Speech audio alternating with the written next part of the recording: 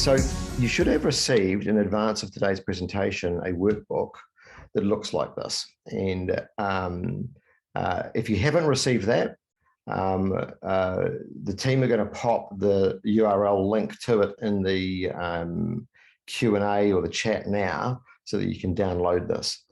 On page 17, you will find a one-page plan that looks like this. And it's called a plan on a page. And it would be great to have that document handy so you can reference it on the way through. Hey, look, if you don't, if it's too hard, it's not a showstopper, you'll still be able to follow just as easily. So, don't get too stressed out if you can't get it. All these resources are going to be made available to you at the end of the webinar regardless, and you will be able to follow quite nicely. This will just be a reference if you have it or if you can access it quickly. If not, let's just move on and rip into today's content. So we've been doing what we've been doing for 2.5 decades. As Debbie said, we've been working with ASB for 2 of those decades. We help businesses to implement structure, frameworks and tools that fuel growth, add additional productivity, add value to the business, and help the business move forward. We've been doing it for a long time, and we've do it not just in New Zealand. We have a lot of businesses that we work with in North America. In fact, all over the planet. We've got businesses in Australia, got businesses in Singapore, Malaysia, you name it. So the frameworks work in a variety of ways, but what's interesting is consistent across the world and it's consistent across business. Now, you are going to drink from a fire hose of information today. If you try and take notes with everything that I say, you won't have a hope in hell of keeping up. So best way to do this, tuck back and just listen and learn. We're going to send all the slides to you, all the resources, everything you want to be able to understand this will be made available to you. So don't think you've got to note it. You don't. Just enjoy the ride and get what you can. So, businesses go through cycles, right? We're going through one right now. Looks a bit like this. Such feelings coming over me. There is wonder in most everything I see. Not a cloud in the sky, got the sun in my eyes, and I won't be surprised if it's a dream. I'm on the top of the world. This is the end, beautiful friend. This is the end.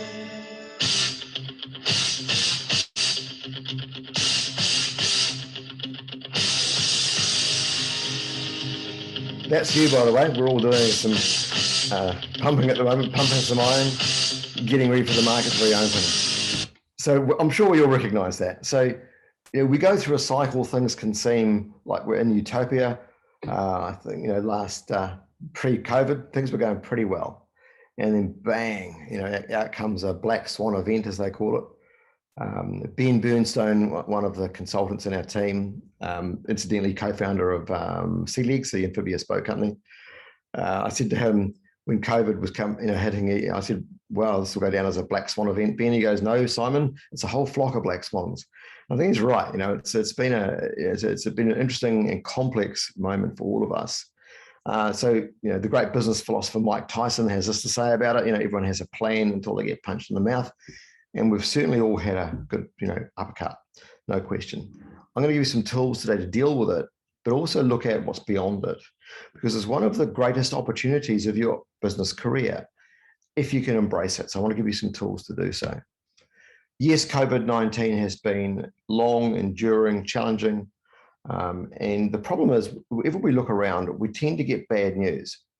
The media love bad news. Never let the facts get in the way of a really great bad news story. That's the way typical media works, right? So as far as today's concerned, I want to forget the bad news and look at how you can utilize this moment to your advantage. If you want to look at some good news, I highly encourage you to go to our website. We also present every about 6 weeks comes out a Better Business Report, which is relevant to today's environment. It will provides tools, perspectives, resources, etc. We always overview a current client and what they're doing in the current environment. and how they're winning in the current environment. We'll bring out a tool around it too. So we'll produce some statistics and a tool every issue. Obviously, it's emailed to you. So go and access these resources, guys. They're complimentary. They're available to you. There's also video resources there from clients looking at what they're doing and what they've done. And it's great to know that you're not alone, because every business is fighting similar challenges right now. What's interesting about this environment is, we've all been through recessionary environments before, and most of them are usually a V shape or an L shape recession.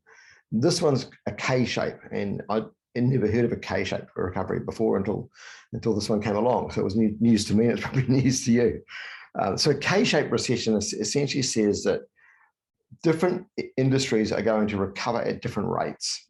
So for some of you're booming. For others, you're really challenged. So the market's doing different things in different ways. Your suppliers, the same. We've also got global supply chain issues to add to the COVID problem. So there's some pretty complex stuff going on. I want to simplify things down into the 4 things that you can actually control as a business leader. You can influence your culture, correct? You can influence your plan. What's the strategic intent for the business? You can influence your leadership capability, and you can influence your ability to execute. So irrelevant of the market environment, these are the 4 things you can actually influence as a business leader. So you've also, in that resource, page 17 contains this. You'll be sent this subsequent to today as well. If you don't have it, again, don't worry about it. But this is our plan on a page. And essentially, everything we discussed today can go on one piece of paper, one page. And I'm going to suggest to you that if you can't get your plan onto a single page like that, it's highly unlikely to be executable. It's highly unlikely to be able to be easily communicated throughout your business. The challenge is getting it to that level of simplicity, and I'm going to show you how to do that today. Subsequent to today, there's an opportunity to come forward, courtesy of ASB. It's on them. It's going to cost you absolutely nothing to come through this, and we will deep dive this for you. We will look at what your business has, doesn't have, and we'll help create the structure and plan for your business to navigate this environment. So there's a lot of value thanks to ASB. So let's get into this. And I want to start today with leadership, and then we'll work our way around these 4 cornerstones. Leadership is interesting in New Zealand because, for the most part, most New Zealand businesses are full of accidental leaders. So what do I mean by an accidental leader? One day you're one of the team, next day you're leading the team, but no one really taught you how to lead. No one's really given you the tool set, the understandings of what is the makeup of a great leader. So leadership right now is critical because the reality is we are in a crisis, and leading through a crisis requires a few poignant sort of ways that you lead that are critical to be able to encourage and motivate and give confidence to your team through that crisis. I just want to share with you now the real valid things as a leader. So if you've got people in a team, these are the things you need to be cognizant of right now. 1, see the situation as it is and not as you hope it to be. Too often leaders will try and sugarcoat things, and that's fine in some situations, but not now. People know that things are challenging. If there's a problem, tell them. They will rise up to help you, but they need to know what's going on. So see the situation as it is and tell them how it is, but also focus on the future. People can only be inspired by a brighter future. So you need to show what that brighter future is, but also the reality of the current situation and what's in your way to get there. So having that vision, moving forward is critical. And why is it so important to leadership? People follow people with vision because so few people have one. So if you've got that vision for the business, that vision for the team, that vision for where you're going, people will latch on to that. So if you are at a point in your business where you are looking to get out of the way and get some succession in place for the leadership in the business, which is a very challenging situation to achieve unless you have the right components. We do this with many businesses. By the way, if you are looking for someone to succeed you as a leader in the business, The bad news is it fails somewhere between 80 and 90% of the time. The reason for that is that the stuff we discussed today has not been clearly implemented and laid down in the business. And therefore someone comes in and doesn't really know what the plan is, doesn't really know what your systems or structures are to execute and lead the team. I'm going to give you all of those today and how they work so that you can understand it and implement it. Okay, so when we move forward, you must have a plan. If you don't have a plan, real challenging. No one can run your business at all without a plan because they don't know where the business is going and who does what. So planning right now is absolutely critical. And that's why I'm suggesting to you, it needs to be able to be on a single page. If it can't be, I can guarantee you it won't be executable. A plan is not a multi-page document. Yeah, you've probably written one for the bank to get an overdraft facility, but it's not really alive. It's not something that everyone understands. Most people don't even know that you have a plan. So get that alive. The other quality that you must have as a leader right now is be passionate. Absolutely passionate about the future, passionate about the business, passionate about your team, passionate about everything. If you're not passionate, nobody else will be. You must be honest and transparent. As I said before, there is no point in sugarcoating this. It is a challenging situation. Be upfront about it. They will respect you for it.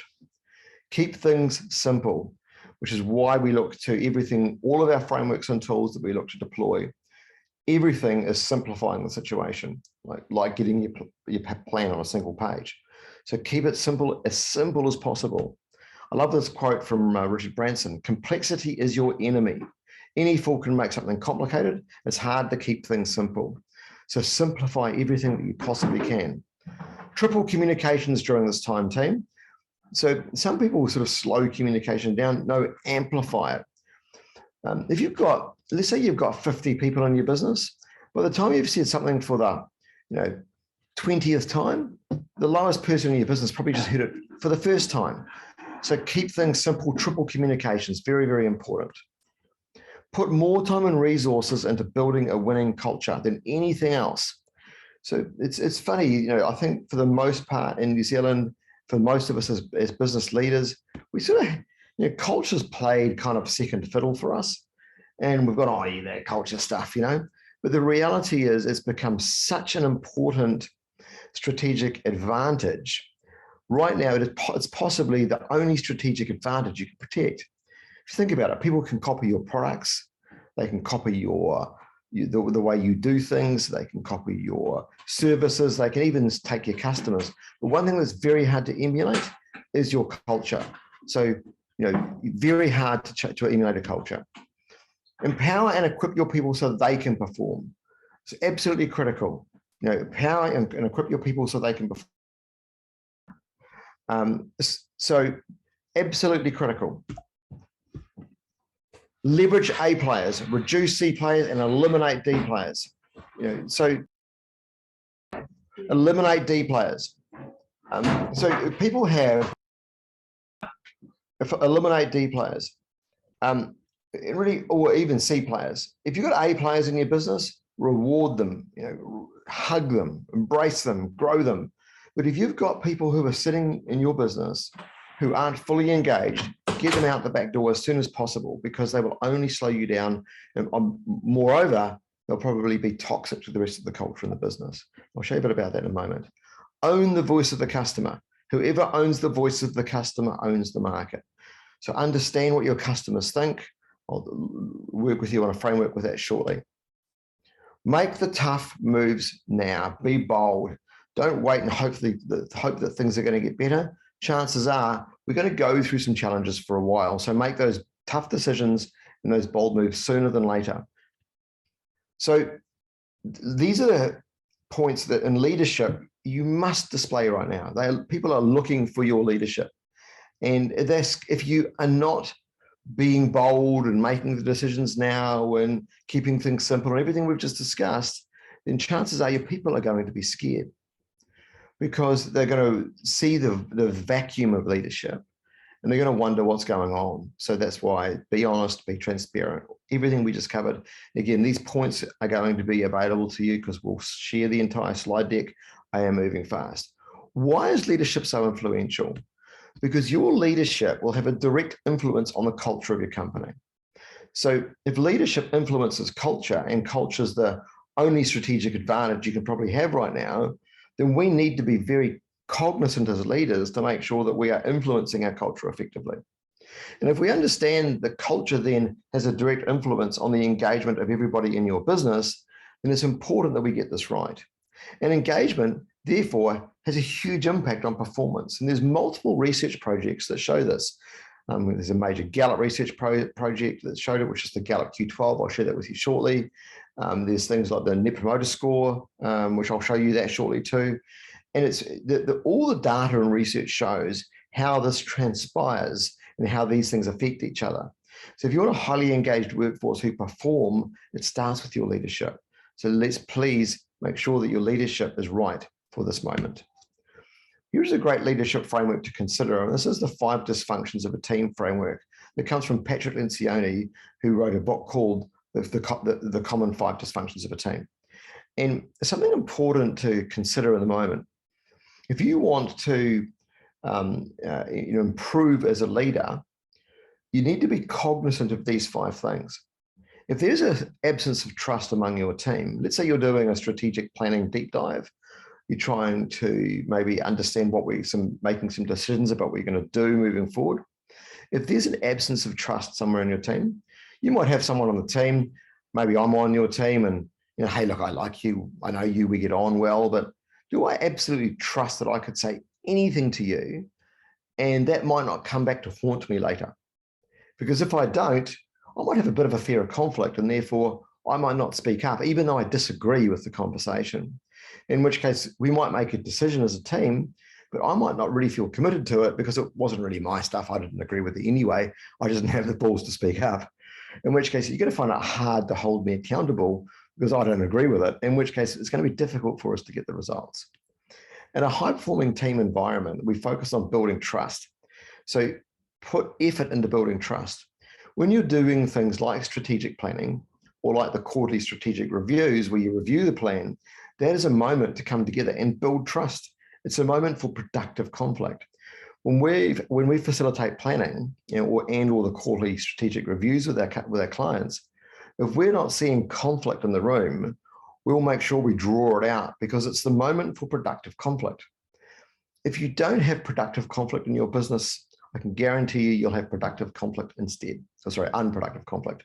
That will arise because the debate has not happened. So you want productive conflict, but you want to create it in those moments.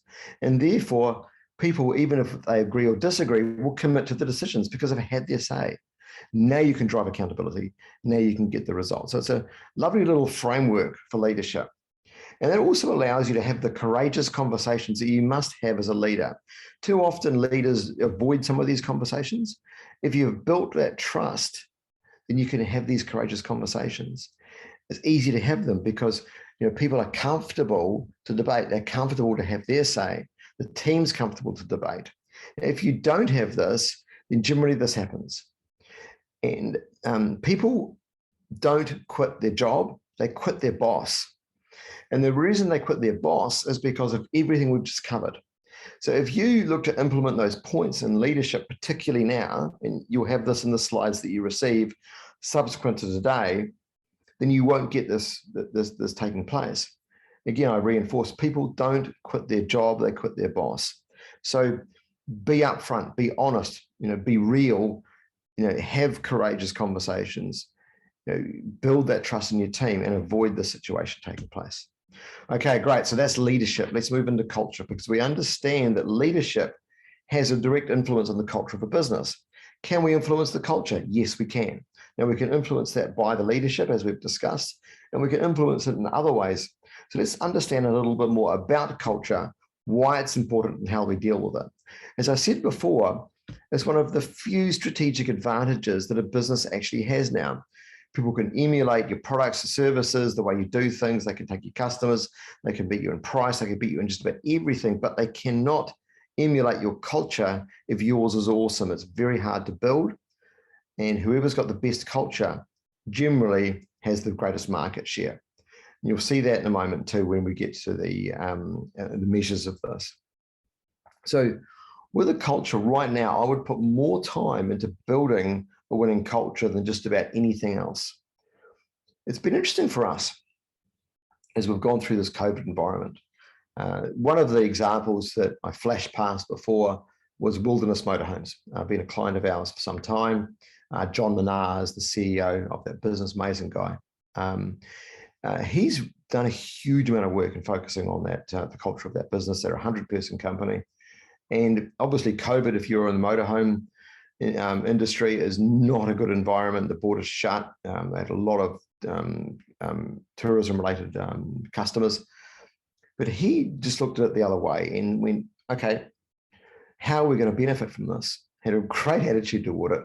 If you'd asked John, he would have said, no, this has been awesome. It's allowed us to change so many things in our business that we wouldn't have seen. But if you looked at the culture in this company, they came together.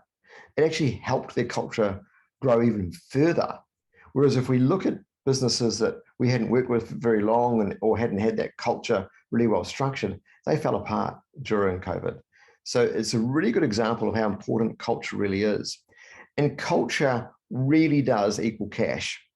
It's hard to see, but it absolutely does. Culture equals cash. We saw before, leadership will affect culture, the culture will affect the engagement of your people, and the engagement of your people will affect the performance in your company. So performance is all about productivity. And if you've got low productivity, it has a big impact on your bottom line. So how do you measure this? How do we know if our culture is good or bad? How do we know if we've got the performance we want? This is called Net Promoter Score. And Net Promoter Score was originally developed to measure customer advocacy. It was then adapted to also measure internal team engagement. So if you want to measure how engaged your culture is and actually see what's happening, use Net Promoter Score. It's very simple, and therefore it's easy to deploy, and people readily interact with it because it's one question. It's not a 50-page or 50-question survey. It's one question. Here's the question. And you deploy this blind in a tool like SurveyMonkey, or if you were to work with us, we would be deploying this for you, the first thing we did. And we would recommend that you redeploy it every 3 to 6 months. So you ask one question, blind, on a scale of 0 to 10, how likely are you to recommend whatever your company's name is as a place to work? And they'll go, 8, or whatever the number is that they choose, right? The way you get the measure and the score, again, this will be in the slides that you'll receive. You take the percentage of promoters, which are your 9s and 10s, and you minus the percentage of detractors, which are your 0s to 6s. You leave the passives out, and that will give you a number between plus 100 and minus 100, depending on if 100% were promoters or 100% were detractors. Now, the external Net Promoter Score question, which you take to the marketplace and you'd ask your customers, is very similar, which is on a scale of 0 to 10, how likely are you to recommend your company to a friend or colleague? Now, here's what's interesting. The internal score, yes, whatever the score is valuable, and the great thing about it, because there's so much data, you can look at what's the industry average, of a company like us or a company of our size. It's all sorts of data we can pull for you. But what's really valuable is the trend. So if your internal Net Promoter Score is trending down, guess what's going to happen to your external customer Net Promoter Score? It will follow it. It will trend down with it. If it's trending up, the opposite's true. It will trend up. So this is actually one of the greatest and most powerful leading indicators that you could ever have in your business. And if you've been measuring it over some time, then you can measure the trend. And if your internal score is trending down, you'll be able to catch a problem before it starts to impact on your customers. And that's why this is so valuable to measure regularly. So I really encourage you to measure your Net Promoter Score with your staff, with your team, every 3 to 6 months, and start getting that trend over time. Absolutely critical for any business. Understand in our businesses, we have these A players, these B players, etc. If we look at this performance matrix, and there's several different versions of them, the right-hand side is where we want to be. Our A players are the people who live our values, they fit the culture. And when someone fits, right? You've been in businesses before where or teams before where someone comes into the team and they just don't fit. And what impact does that have? It's huge, right? So people need to fit. If they don't fit, there's very little we can do about it. So this is why on the right-hand side, these are people who fit the culture, but they don't meet the performance standards. On the left-hand side, these people, don't fit the culture. Now, the C players, the top left, they're the dangerous ones because they exceed the performance standard, but they don't fit the culture. Why are they so dangerous and more so than the ones on the bottom right who exceed the performance?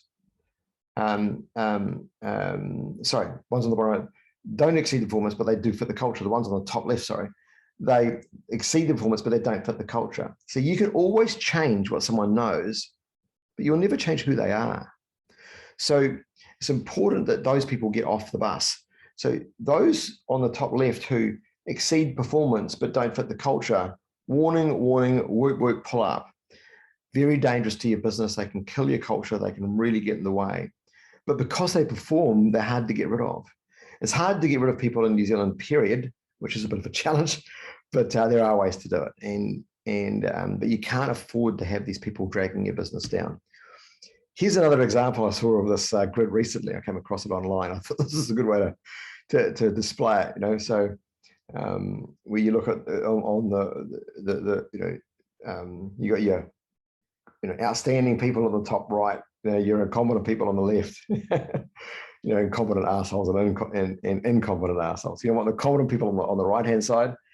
You want the nice guys and girls on the right hand side. You don't want the people who don't fit. Again, it's all about that culture. You can teach people stuff. You'll never change who they are. So get the who right. Another way to consider this, if you were to employ someone in the business, again, understanding what your cultural values are that determines who fits your culture is really important. Understanding the behaviors or the guiding principles of your company is so critical, because then you can ask people questions around whether they've demonstrated those in previous roles to determine whether they're actually going to fit your culture. A little bit more on that for you in a moment.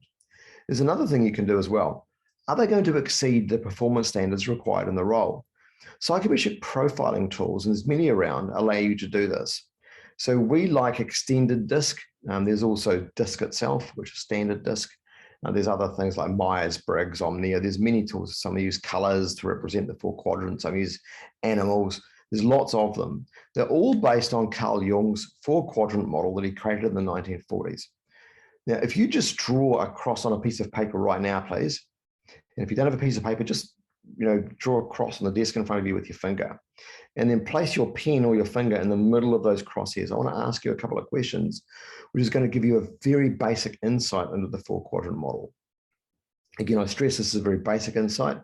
If you go and use these psychometric profiling tools, particularly extended DISC, it will write a 22-page book on you, and you will fall off your seat wondering how it knows that much about you. It's quite uncanny. So in the middle of the crosshairs, please, I'm going to ask you a couple of questions, and you're going to track left or right according to this question. So when you meet someone for the first time, do you tend to do most of the talking, or do you tend to do most of the listening? If you tend to do talking, please just track out towards talking. If you tend to do most of the listening, track towards listening. So you're now going to track out one way or the other, on one side or the other. So you're now going to be on the left-hand side or the right-hand side of that vertical axis. Now stay on whatever side you are. If you're now on the right-hand side, stay on the right-hand side. If you're now on the left-hand side, stay on the left-hand side. And I'm going to ask you to track up or down. Don't go across, just straight up or straight down based on this next question. At work, what do you care more about? Is it getting the task done at all cost? Or is it making sure that your people are happy? If it's making sure your people are happy, track down. If it's making sure the task gets done, track up. And you should now find yourself sitting in one of those 4 quadrants. And for those of you where that was a little easier, then you're likely to be in your primary quadrant. And your DISC is an acronym, by the way. It stands for dominance, influence, steadiness, and compliance. And we have a mix of these things, but we're generally not diagonally opposed across the grid. We're generally, DI or DC, not diagonally across. Okay, so wherever you are, stay in that primary quadrant. Now you should see some parts of yourself here. So here are some of your positive qualities. Oh, sorry. Here are some of your positive qualities. So look at the grid that you're in. These are some of your positive qualities. Recognize a few of these? So this is how you are most of the time. And that your positive qualities generally appear when you're mostly yourself. Let's make it a bit more entertaining, shall we? Here are some of your default behaviors under stress. If you've got a team member sitting beside you, they'll probably go, or even your partner, they'll probably go, oh. It's funny when we get people to do the extended disc profile, and if they go, oh, yeah, I'm not sure about a couple of things, we'll always say, give it to your partner and see what he or she says. And generally they'll go, yep, that's you. And it's quite interesting. Now, again, I'm only asking you 2 questions today, so it's a very basic overview of the psychometric profiling process. But what we're looking to do here is understand, how are people in certain environments, and therefore between looking at, which we'll talk about now, them fitting the value set, the guiding principles of your business, and understanding their psychometric profiling. The profile will say, yeah, this person naturally has the attributes that we're looking for that are necessary in this type of role. Perfect. So you go, yep, tick in the box. That's great. With the value set or the guiding principles, we can ask people questions about, how they've been over the years, which I'll show you in a moment. And then we can get someone that fits the role beautifully because they fit your value set, they fit the culture, and they also will likely exceed the performance standards in the role. So this doesn't have to be guesswork. And right now, one of the advantages that's going to come from COVID in this whole mess of a situation we've been in, I read yesterday there's 26,000 businesses that have gone into liquidation already. I think this is just the start because the liquidators are being closed. So a lot of talent is about to be made available to market. So if you're struggling to get people, there's going to be a lot of people available. How do you know that they're the right people? So getting the right people that fit the business is absolutely critical. And this is where your core values, or call them guiding principles, are so important, because that will allow you to determine, will they fit our business? So the problem with values is most people think that these are values. If you look at this, does this look like a pretty normal set of values that you'd see in most firms? Pretty normal? Yep, absolutely. Any guesses whose values these are? Biggest corporate fraud in history. So what a load of box. Those aren't values at all. Let me show you what good values look like. So here's a client of ours, Isaac Construction. We've worked with them now for, it must be 12 or more years, maybe 15 years. They build roads and have quarries. They're based in the South Island. And they're a group of meat and potatoes guys that drive heavy equipment. And the value set is very much written in their language. It's very meat and potatoes, if I can use that descriptor. But, someone's leaning on a shovel. One of the other guys will come up and say, hey, mate, fair day's pay for a fair day's work. Management don't need to uphold these. They will uphold themselves. And that's when you've got this right. I like this last one here.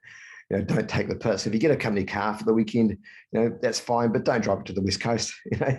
So they're great value set for that type of business. Brian Warren, who was the CEO of Isaac when we started working with them, quite an old school guy, nice, hell of a nice guy. Brian initially was like, oh, we don't need these bloody mammy-pammy bloody values things, And then he just saw the impact this was having, and really became an absolute advocate of the value set. The CEO now is a guy called Jeremy Dixon. Jeremy was one of the team. He then came into the leadership team. He's now CEO of the company. He's grown up with these values. Another good example, this is Apollo Group. They build food processing plants. This is a photo I took on the wall of their conference room. Here are their values on the wall of the conference room. I love these values. Safety above all, sorry, up to the top left actually. Clients trust is everything. Safety above all else. We laugh at each other and ourselves. Glass half full, not half empty. Reputation before profit. Don't work for wankers. So they understand your values are not these external things about yourselves. These are the behaviors that we live and die by inside our company. They're not externalized. This is the internal behaviors you will and won't tolerate in the business. Here's a great example, Sequent. These guys used to be called a Rands Geo when we started working with them. We've been with them for about 8 years. And they've just had a hell of a great growth. They've grown to 21 offices around the world. If you ask Sean Maloney, who's the founder and CEO of this company, what's been most influential in their growth, he would say, no question, our value set. Because you can go into any Sequent office anywhere in the world and it will feel the same. Why would he use that verb, feels the same? Because it's the unspoken, your core values are the stories that we tell ourselves about ourselves. And if you went for a job interview at Sequent, you can guarantee that they're going to ask you questions about these stories. They might ask you a question like, if you see the middle one there under Dougal, step up, own it. You might get asked a question like, hey, can you tell me about a time in a previous role, previous company that you've been working with, you came across a problem. It wasn't yours to solve, but you dealt with it. Now, I'm checking in to see whether you can tell me a story that aligns with that value. And if you can't, maybe you don't fit that value. So when you've got them clear, you can ask people about the stories that they may have had in their past that would fit these types of behaviors and see whether they're going to fit your values. Because they are the stories. It's the stories that you tell yourselves about yourselves. The other key area here, and you'll see that on the plan, is why do you do what you do? Now, your why really sits between your culture, which is the first part of this document, the plan, which is your winning aspiration. You'll see it sitting there, and I'll flash it up on screen in a moment. And also your strategy, because the strategy of the business is a subset of why you do what you do. Now, I imagine many of you here today have seen Simon Sinek's Start With Why overview on YouTube. In fact, Simon and I were both keynote presenters at an entrepreneurial summit in Houston, Texas in 2010. And when he just started his Start With Why presentations, he's become a lot more famous than me. But if you haven't seen it, go to YouTube and look at Start With Why by Simon Sinek. It's a very powerful concept. And so that's the core purpose. If you've got a big enough why, people will do whatever they need to do to achieve the how. So every client we work with, we look at how powerful is their why. NMAX client firm of ours based in Canada. We work with a lot of businesses in North America, Canada, and the US. When we teamed up with NMAX, they were a stodgy old energy company that hadn't changed much in 100 years, literally. And we sat down doing a full two-day deep dive on the strategic planning. And when we do either a one-day strategic planning or 2-day, we don't move forward until we've nailed the why, because everything else is a subset of it. So in looking at their why, they came up with, we want to define how the world is energized, powerful. So let's look at what they did. Culturally, one day you're turning up to work for a stodgy old energy company. The next day you're turning up to work to define how the world is energized. You can see the impact of how that might make you feel. Huge impact. But it also has huge relevance to the strategy, because they needed to get out of fossil fuel burning. They needed to push into green technologies. They push into wind farms, down to solar. They're now the biggest green energy producer in North America. So that one decision, so the why shapes so much of your business. This is another client of ours based out of Canada, based out of Vancouver. David Katz is the gentleman there in the middle of the screen, who's become a very, very close friend of mine. So David started a business called the Plastic Bank. And what the Plastic Bank does is he went to Haiti, and actually it eludes me why he was there, but because it's not the sort of place he'd go on holiday, but he was there. And he couldn't believe the amount of waste everywhere. And David had just sold out of his previous business, which was a tech firm, did pretty well out of this exit of that, and saw this waste and thought, imagine if people could see value in all those bottles washing down the street and people discarding stuff, because in these third world countries, there is no real collection, right? So then they wouldn't throw it away. And you saw the gravity of the problem. So the Plastic Bank started to reveal value in that waste. People can bring the waste into these collection centers. This is a photo I took when we opened the first collection center in Haiti. And then they can get that waste or that plastic weighed, and then they can then get a credit on their smartphone app, not cash, because you're going to get mugged in Haiti if you got cash. and then they can redeem that for products and services or cash if they wish, okay? So that's the plastic bank, powerful, powerful.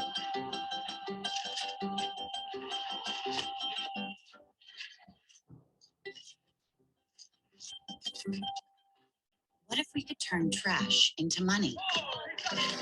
Plastic Bank is doing just that by exchanging plastic for digital credits, redeemable for everything from food to education, powered by IBM blockchain. When you understand the potential of new technology, you can put smart to work. So it's a beautiful system because we're just doing two things. It's empowering impoverished people with an income source because they don't have one. I mean, Haiti, there is no jobs. It's like 80% unemployment. And now we've pushed this company out, and we've done two things. We've evolved the ecosystem, which I'll talk about shortly, but also we have taken it around the world. And today there's about 280 employees in this business. It's just growing like out of sight. This is in the Philippines. We're pushing to Indonesia. We're pushing to Egypt. Pushing to South America. Pushing to India. All over the place. What's been a catalyst to this also is we've created a new category for the business to lead. And I'll talk about this point shortly. It's a very powerful way to get cut through as a business is to badge, own, and lead a category because you can promote a category.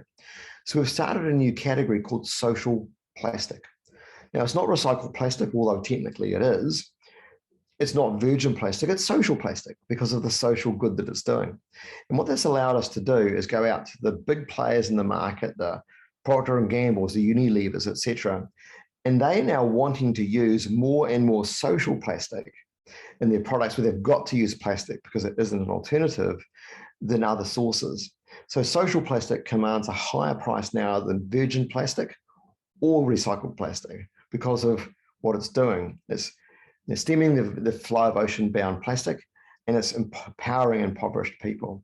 Now, I'll introduce you to Sephora. She heads up the operation in Haiti, an amazing woman. She should be president of Haiti. When I was over there, when we first opened the first collection center, and I couldn't believe the amount of waste as well. And she said to me, "Simon, you should see it when it rains."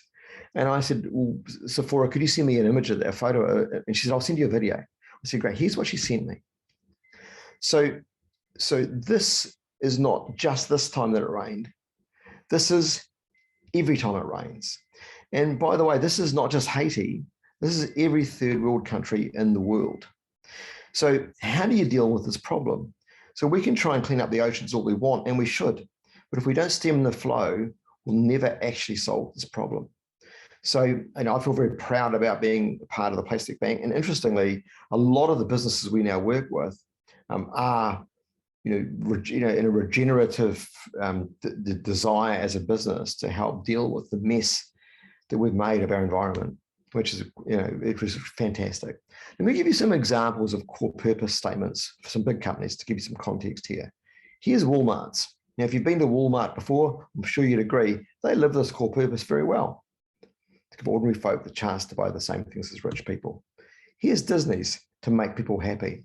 Now, it's not what they do, it's why they do it, right? And that's what the core purpose does. It's not what you do, it's why you do it. And so Disney, so the one-page plan, that I'm going to bring back up on screen shortly, but the one-page plan ultimately is a filter. It's a filter for decision. So, and one of the biggest parts of that filter is the core purpose. So when you look at that plan, you're trying to make a decision in the business. So Disney, when they pushed into theme parks, for example, someone around the board table would have asked, "Hey guys, does this align with what we're doing here?" And you could have looked at that plan, looked at the purpose and gone, "Yes, it does, it fits. Great, let's consider it." If it doesn't, you would throw it out right away. We'll give you some other core purpose examples. Here's Google's. So they started off as a search engine and really moved to what the purpose was to organize the world's information and make it universally accessible. I'm sure, again, you agree, they do this very well. Here's 3M's. I love this core purpose, to solve unsolved problems. 3M never release a copycat product. It's always releasing something to solve a problem that's not solved. It's brilliant. How it crystallizes one's thoughts is so brilliant because you've got the why. I'm not saying it's easy to get it. It's quite elusive because you'll often keep going to the what. But certainly if we do some work with you and you'll have a chance to do that, thanks to ASB, courtesy of ASB subsequent to today, we can certainly help you achieve this. It has so much influence on your business. And then, so here's ours, for example. So we live what we teach. It's one of our values is live what we teach. So our core purpose to build better businesses for a better New Zealand.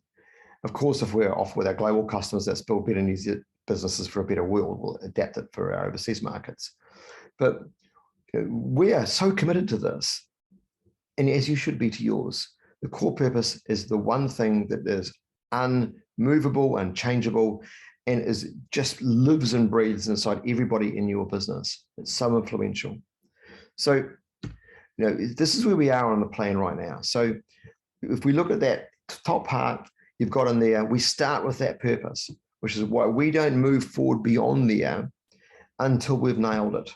And then your BHAG, which I'll talk about in a moment, which is your big, hairy, audacious goal, or your infinite game, I'll talk about both, which is the long-term vision for your business. That's a subset of the purpose, and you'll see it represented in there every time, always. And then also there are your cultural values. Who fits this business? Okay, so let's move to the next part of the quadrant, which is strategy. And we'll start with the BHAG example, because BHAG, again, sits across both. It's that long-term vision. And so BHAG, big, hairy, audacious goal, it was coined by Jim Collins in the book Built to Last, and then reinforced in Good to Great. And it's a very common term used in business now. And so what's the BHAG for the business? What is our long-term stretch goal? What do we look like in 10 years? Now, NASA had a great goal in the 1950s. Their goal was to be the leaders in space exploration. Yeah, good goal. But how do you know when you've got there? It wasn't very well defined. It wasn't until Kennedy came out in 1961 and said, we're going to land a man on the moon and return him safely to Earth by the end of the decade, that it all changed. Because he said, we're going to go from X to Y by when. And that's what you should do for your business. If you want to use a BHAG, we're going to go from X to Y by when, and lay that down. Now, ideally, it should be stretched out. The reason to have a BHAG or an infinite game, which we'll talk about in a moment, is so that it stretches you to innovate. We're not moving to now, we're moving to the future. This is one of the best examples I've ever seen. Volvo in 2005 came out and said this: by 2020, no one will die in a new Volvo.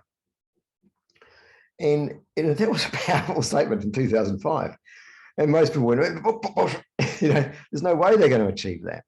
Now, question for you guys: who thinks they've achieved it? We're now in 2021. Who thinks they've achieved it? Yeah? Okay, now, who's not so sure? And I'm sure we've got a bit of a split both ways. Here's the reality. With what the BHAG's designed to do, they absolutely achieved this, because a lot of people don't realize this. Pretty much every safety innovation that's come out in a vehicle has come out in Volvo first. Airbags, side impact bars, ABS braking, sensory controls to make so the car will brake for you. All these things have been innovated first by Volvo. And then obviously other car manufacturers have taken heed and followed. In 2017, they released a system on the Volvos called IntelliSafe. And IntelliSafe communicates with satellites. So from 2017, any Volvo rolling off the line had IntelliSafe, and therefore every Volvo knew where every other Volvo was. In 2020, Volvo open sourced the IntelliSafe software and intellectual property to every other car manufacturer in the world, so they can achieve this outcome. Absolutely fantastic. Now, look, you could argue a meteor could come through the atmosphere and take a car out and someone dies, for sure. That's not the point, is it? The reason to have one is to create innovation, knowing that if we're going to do this, we need to be more tomorrow than we are today. And it doesn't stop there. So here's what Volvo have evolved to now, the world's first climate neutral car by 2030. And that's a combination of several companies that have come together to achieve this.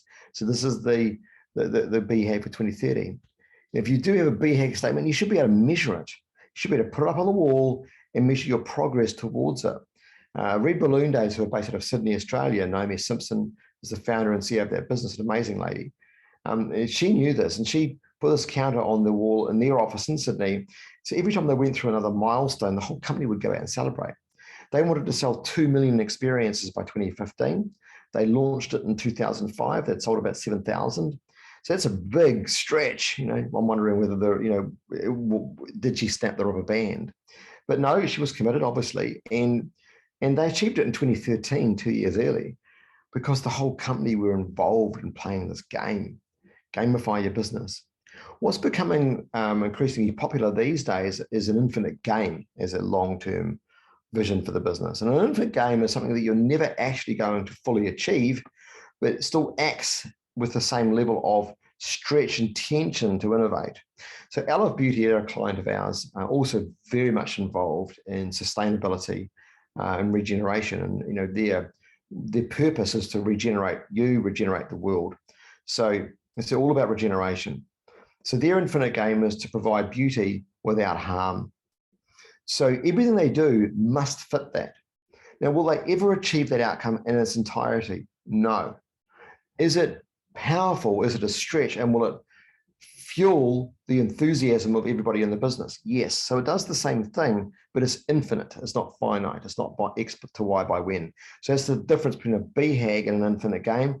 Both qualify because they get that stretch out. They get you moving forward in your business. So when you've got those elements out, and it's the first part of the plan, you now know where you're going, who's coming with you, and why you're going there. You've got that vision, that winning aspiration laid down for your business. Let's move to the next cornerstone, which is strategy, strategic intent. What's the plan? Where are we going? How are we going to do it? So I want to ask you a question first of all. Who wants $1 million? Come on, who wants $1 million? On me, free of charge. Favorite, you want $1 million? Of course we do. If you don't have your hand up, there's something seriously wrong with you. Now, I'm going to ask you a question. You can make a choice now. You can either keep the $1 million, or I'll give you 1 cent only, but I'll double it every day for a month. So who wants the $1 million? Okay, who wants the cent? Okay, a lot of you are like, show me the money. I want the $1 million. Okay, now if you'd chosen the cent, it doesn't do much for the first 25 days. It does bugger all.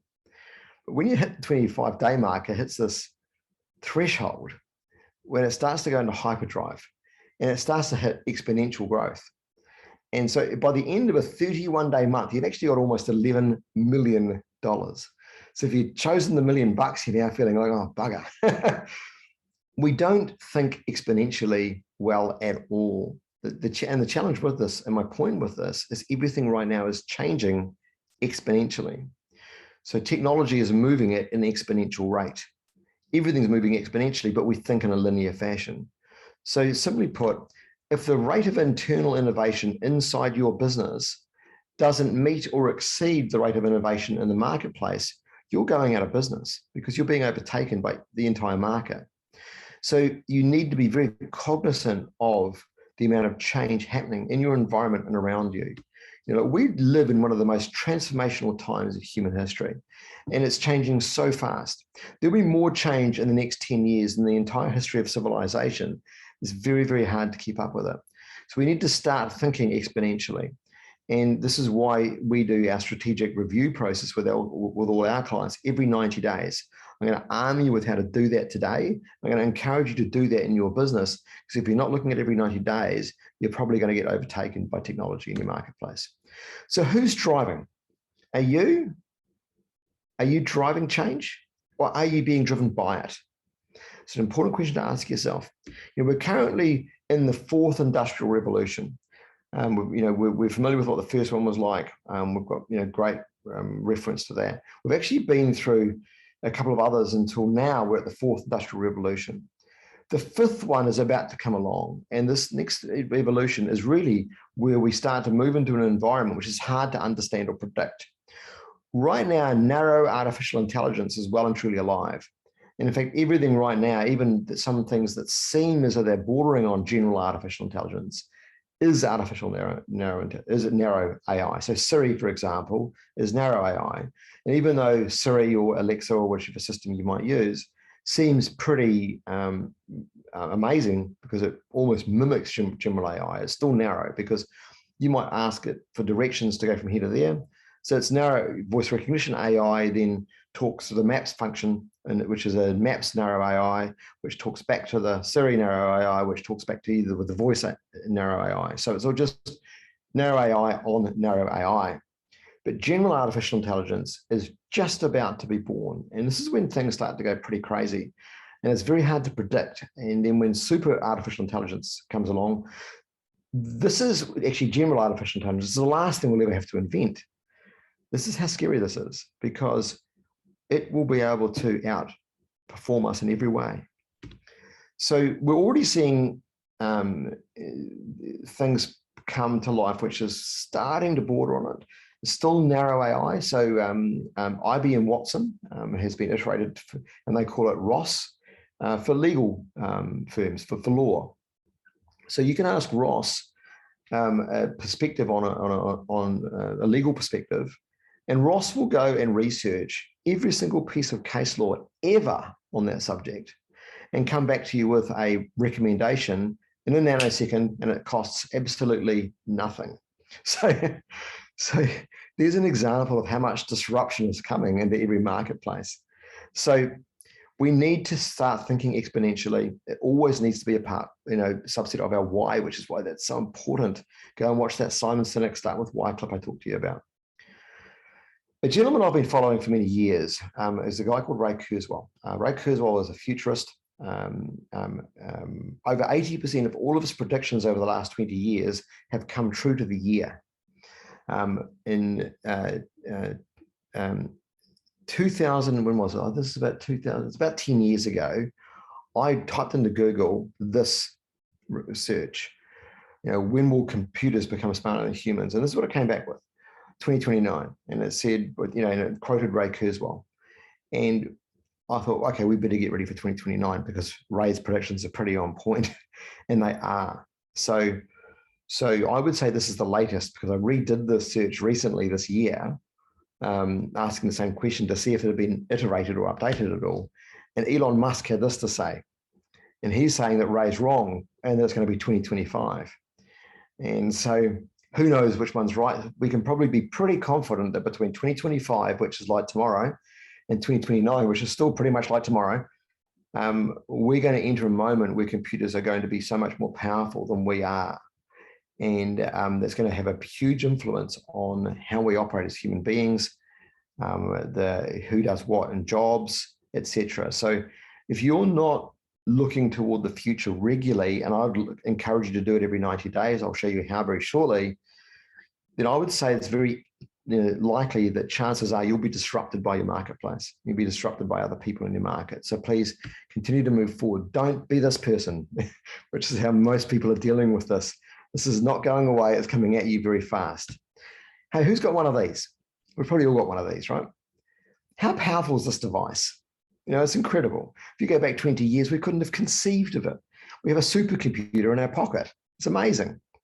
And now with accessing the likes of Alexa and Siri, etc., it's even more powerful.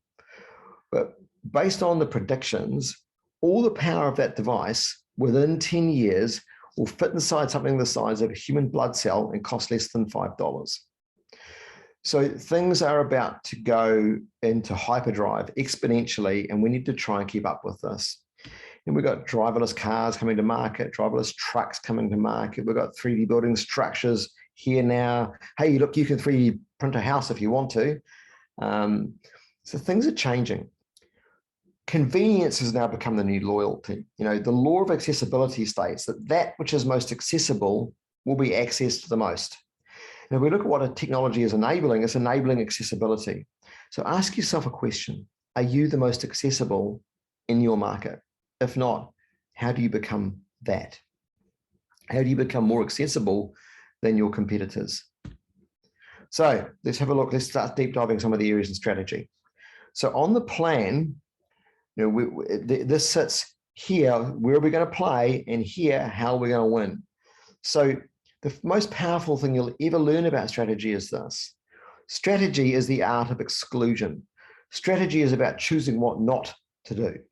And that may seem counterintuitive, but the challenge with the entrepreneurial mind, the challenge with the mind of the leader, which is you, is that you have a can-do attitude. And you look at somebody and you go, oh, we could do that. Oh, we could do that too. Now, I often call it shiny object syndrome. The very part of us that gave us the guts to get started in a business actually is the very thing that gets in our way, because we've got this great can-do attitude about us. The problem is, and I think Warren Buffett summed it up beautifully when he says the difference between successful people and very successful people is that very successful people say no to almost everything. So what are you saying no to? So, and if you don't, your business is going to look like that. And a product for everyone is a product for no one. A business for everyone is a business for no one. So in this exponential change of reality, we need to be super focused about what we are and what we aren't. It's not about being better, cheaper, or faster. It's about being different. What's the point of difference that you can establish and preserve? Now, it takes a bit of courage, because your mind is still going to go, oh, we could do that. Oh, we could do that.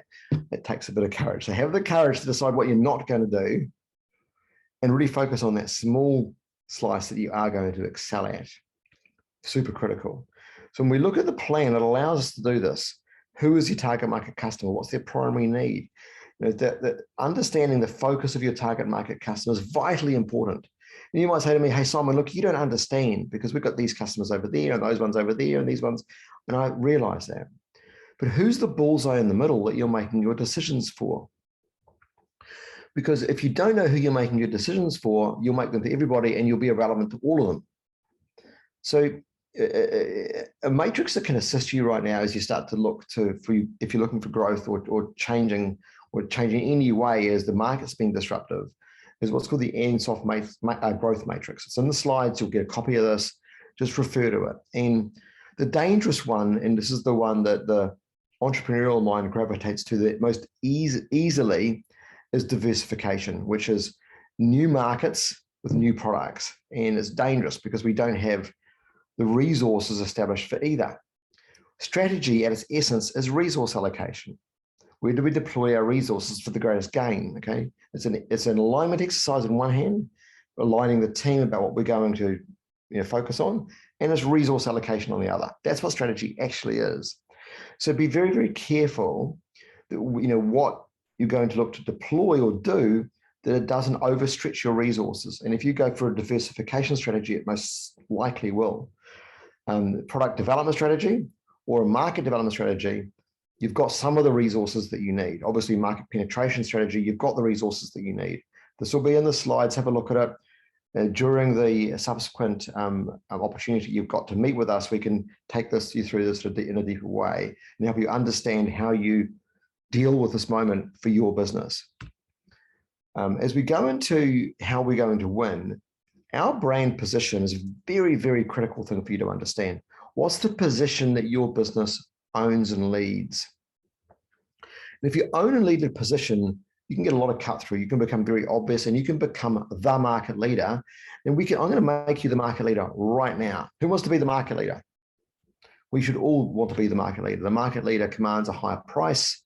They are the people that people emulate. People want to do business with you because you are the market leader. So let's make you the market leader immediately. So who led the energy drink market before Red Bull, team?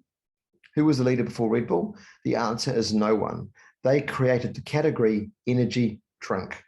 Now, what they then did is sat back and hoped people would join the category. Even Einstein agrees, so it must be good, eh? So basically what they did is, when the likes of PepsiCo, who came in first, after Red Bull, of course, and then Coca-Cola followed, with the likes of V's and all the rest of it, Red Bull went, yay, because they just threw millions, billions of dollars at marketing energy drinks. And who was the market leader? Red Bull. So they grew exponentially because of the other players entering the market. So that's the great thing about having a strategy on focus on your category first and your brand second. So what's the category? What's the position that you lead that you can go and promote? And Seth Godin says, if you can't state your position in 8 words or less, you don't have a position, you don't have one. So what's that position that you can badge and lead and own?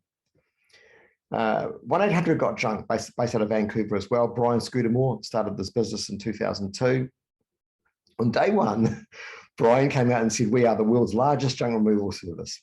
Hey, maybe a bit of poetic license, but the reality was there were no junk removal services. He was first to market.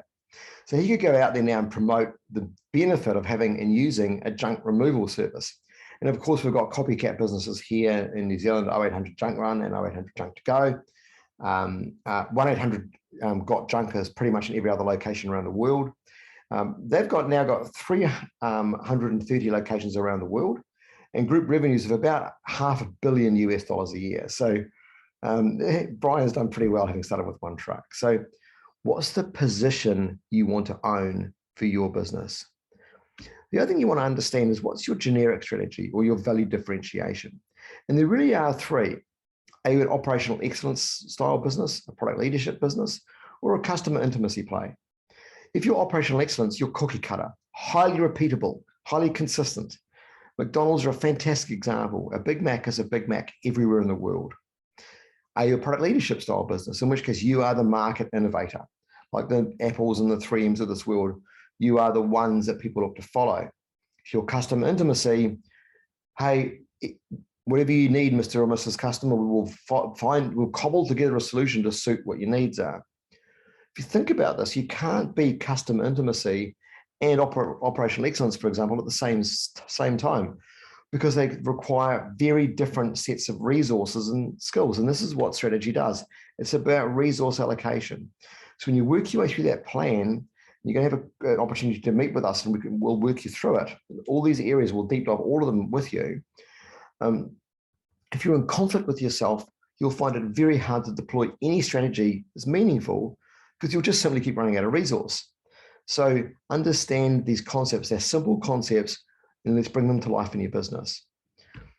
Another thing that we'll consider too when we get together is what's core to your business and what isn't core. Very important thing when it comes to strategy. You've got some elements that you perform which are absolutely core. They differentiate you. You need them. They're part of your strategy that is a must do. But you'll have some things which are context activities, which aren't necessarily core.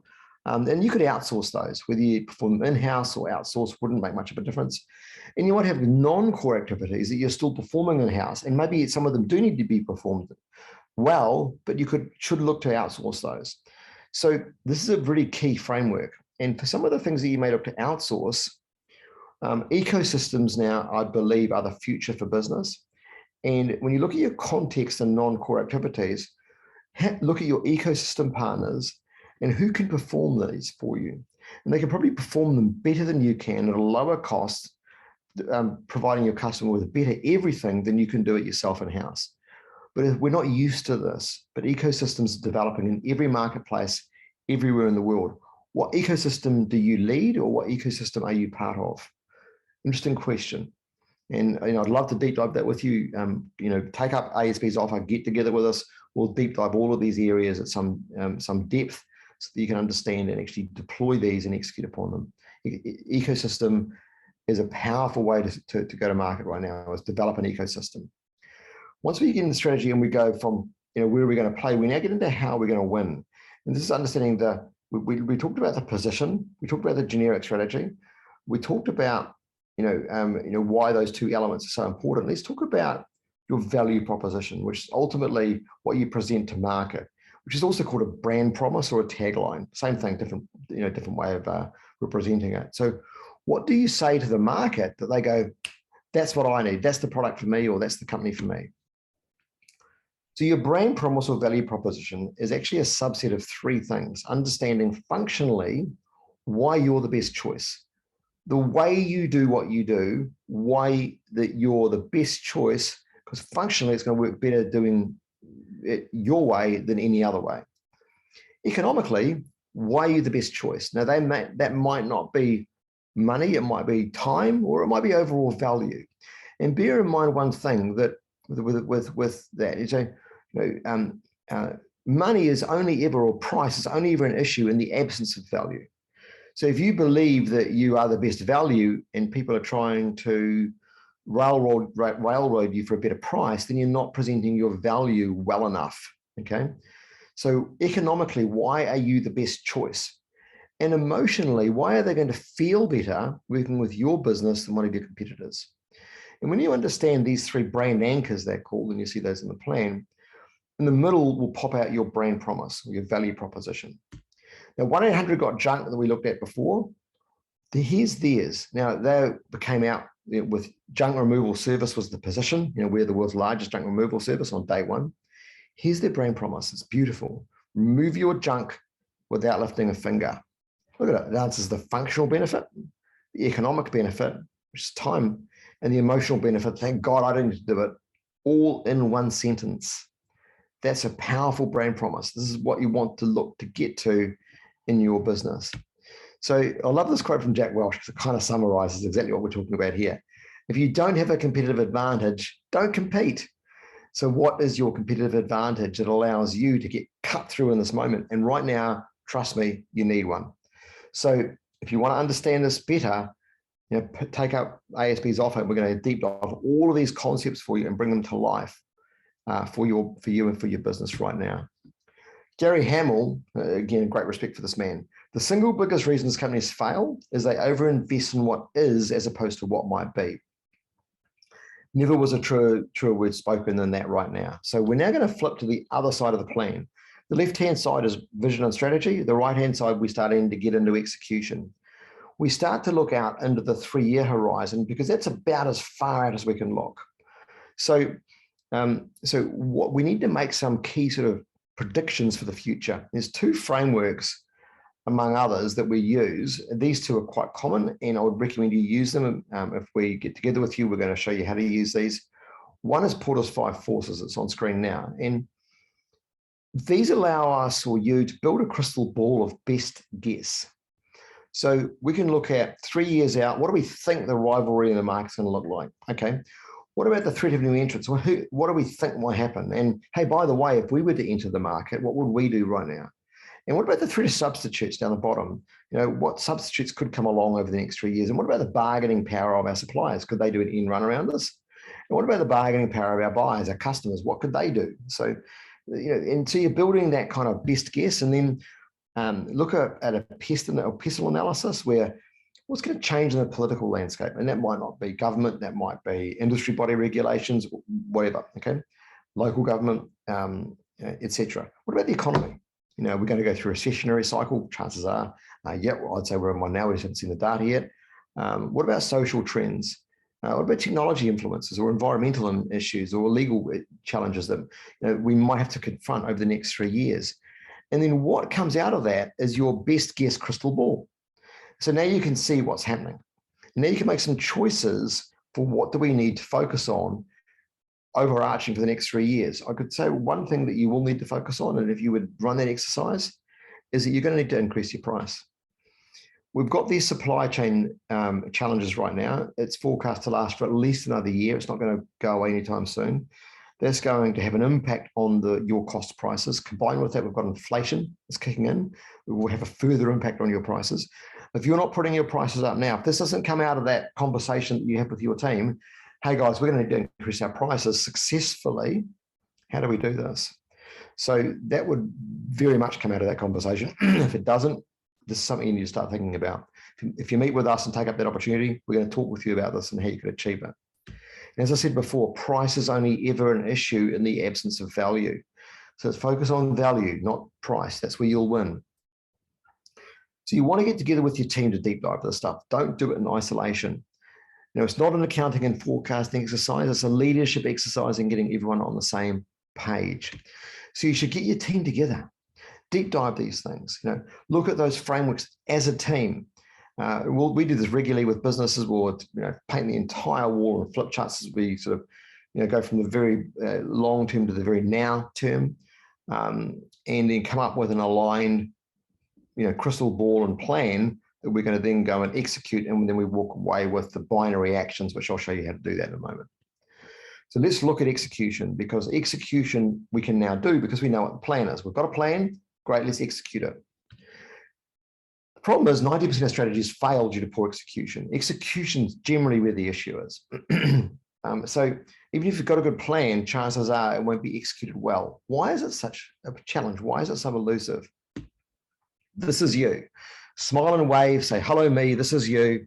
And of course, you're looking a little bit red and flat today, if it is okay, smile and wave at yourself. So if you're smart, as you are, because we've covered this already, you'll stop to define that vision, that winning aspiration for the business, and throw that way out there 10 years into the distance or 15 years into the distance and go, great, that's where we're moving towards. And then you'll work your way through the planning document that you now have, or we can do that for you when we catch up, and look at how we're going to go from here to there. And that's called a strategy. And now you want to move in that direction, but then reality turns up and, oh no, now we've got some product quality issues that turn up. We've got to deal with those. So we're trying to put that fire out. We're trying to move back toward that vision. Then, oh no, then we've got some customer complaints coming into the business. So we're trying to deal with those customer complaints and we're trying to move back in that direction again. But oh damn, now we've got some morale issues across the team. So we're trying to sort of G the team up and do some stuff, and we're trying to move back in that direction. But oh bugger, now we've got some, a couple of really key staff members who have resigned. Damn, we all know how hard it is to get good people. So that distracts us even further. We want to move back in that direction, but oh no, now we've got some cash flow issues in the business. And does this look familiar to anybody? I've been hanging out in your business, haven't I? This is the reality of business. Here's the problem. Until this is bigger than the sum of all of those, it's almost impossible to move forward to there. So understand that the enemy of execution is business as usual. Let me repeat that. The enemy of execution is business as usual. Your role as a leader is to disrupt that reality and to put a slight bit more focus on the execution of the key projects that you need to achieve to move the business forward, rather than the whirlwind of the day-to-day business as usual will turn up every day. That whirlwind is very noisy and you can't turn it off.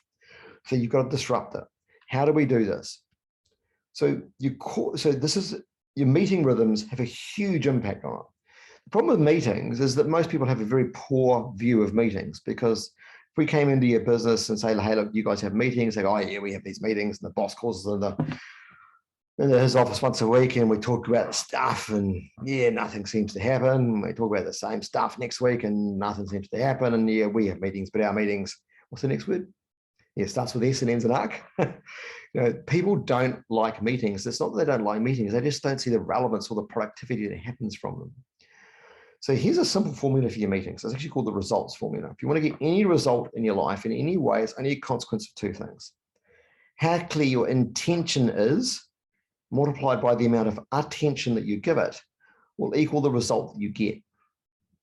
So when you look at that, your quarterly meetings are really around what are the intentions for the next quarter, where the weeklies are about what's the attention that we're putting on that right now. In the resource that's been sent to you, one of the pages in there talks about meetings. It talks a lot about meetings and how meetings get a bad rap and what the meeting makeup should be. You can have dailies and weeklies and monthlies and quarterlies and annuals. The two that have most of the heavy lifting are your quarterlies and your weeklies. And if you put only one thing into place, those are the two to put into place. Intention times attention is mopped up in your quarterlies and your weeklies beautifully. Do this always with your team. Those who plan the fight don't fight the plan. If it's their plan, they own the plan, they'll execute the plan, they'll love the plan. And once you've got clarity on that 3-year horizon, you've built that crystal ball, which is those frameworks I've just shared with you, then what I would suggest you do is you swap that out. Now, we've all done a SWOT analysis before, but swap the future, not the now. Most of us swap the now. What are our strengths? Oh, we're good at this stuff. What are our weaknesses? Oh, we're crap at these things. It doesn't do too much because we're not moving to now, we're already there. If you swap the future and you've got your 3-year horizon clear based on the their conversation, and you know what your 3-year strategic moves are, and you swap those, and which comes out in that plan. So, what are the weaknesses that if we don't solve, we're not going to have hope in hell of getting there? What are the strengths we've got in the business that we can actually leverage to help us get there? What are the opportunities we must grab hold of, and what are the threats we must mitigate or it might derail us? And because you're swatting the future, what will come out of that quite clearly is what do we need to do in the next 90 days? And one of the things that you will see in this framework consistently as we've gone through it, there's only a place for 2 or 3 key goals. Why is this? This is a research project from Franklin Covey.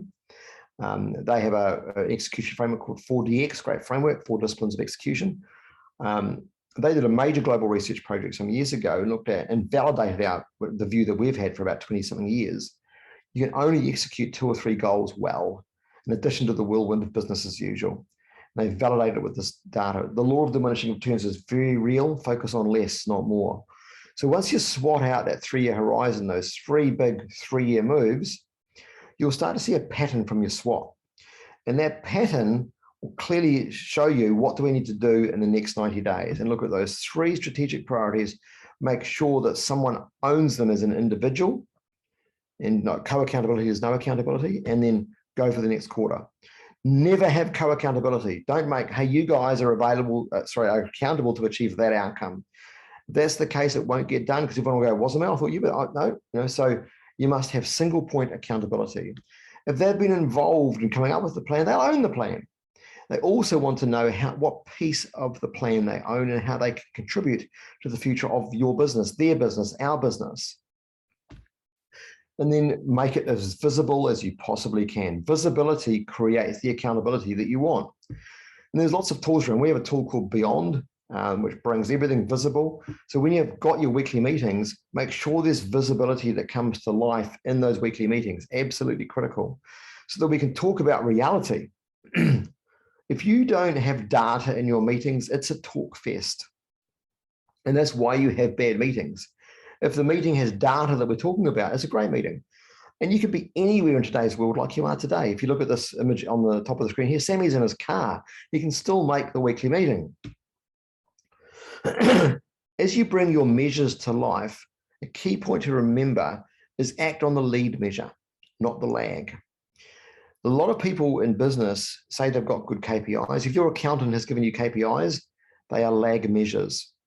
If your accounting software like Xero or MYOB, they're all lag measures. They all tell you what happened.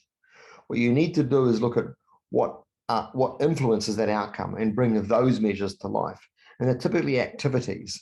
And those measures will be predictive of the outcome that you're after, and they're actually influenceable right now. Those are the measures you want to bring to life. The stark reality is most businesses are moving forward while looking in the rearview mirror. Don't do that. Understand the lead measures that you can influence now and bring those to life. If we could look across, from wherever you are and see a group of teenagers shooting hoops with basketballs, we can't hear them, we can only see them. Do you think we'd see a change in their behavior as soon as someone started taking the score? Absolutely.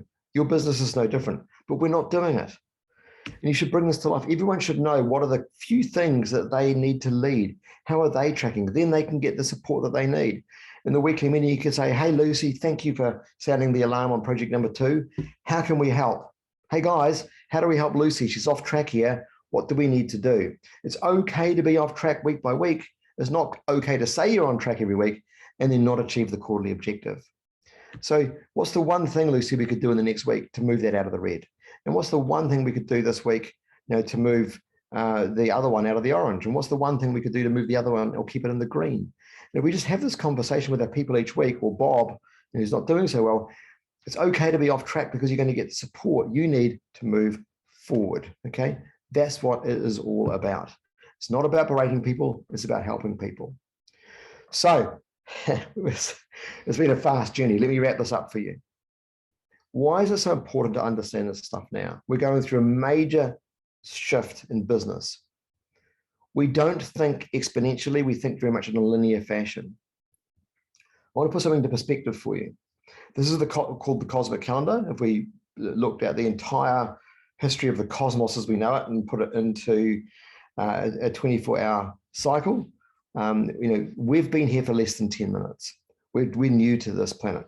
Modern life has been here for about a minute, okay? So, we think we own the place, it's funny. But we are living through one of the most transformational periods ever, and COVID's going to accelerate it. So let's launch this poll, guys, so that you can access not only all the resources from today, we're going to deep dive this with you for your business. It's available courtesy of ASB, and we'll take you through the complete framework. So ASB team, if you can launch the poll now, would be great. And we're going to take you right through this. We're going to build all these processes for you. We're going to measure your business in every one of them, single one of them, first of all.